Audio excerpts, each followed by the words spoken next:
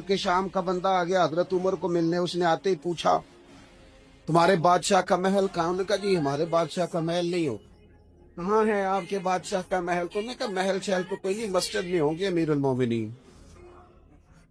بندہ کہتا ہے میں سوچ میں پڑ گیا کہ جس کے نام سے میرا بادشاہ کانپتا ہے وہ مسجد میں ہوگا؟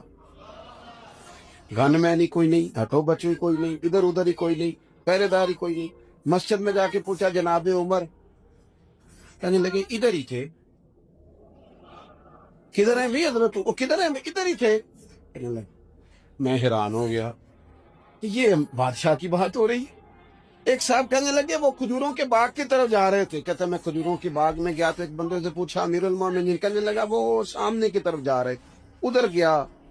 ایک بندے سے پوچھا کہاں ہے وہ شخص اس کی 24 لاکھ مربع میل پہ حکومت ہے؟ کہاں ہے وہ شخص جو مدینے میں بیٹھ کے نعرہ لگاتا ہے تو کیسر و کسرا کانپ جاتا ہے؟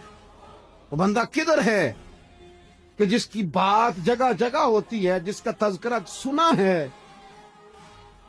کہ اسے دیکھ کے شیطان بھی رستے بدل جاتا ہے؟ انہوں نے کہا وہ دیکھ رہے ہو کھجور کے درخت کے نیچے کنویں کے ساتھ مٹی کا ڈھیلا تکیے کی جگہ رکھ کے وہ جو تامت باندھے کرتا پہنے سویا ہے وہی تو فاروق اعظم ہے۔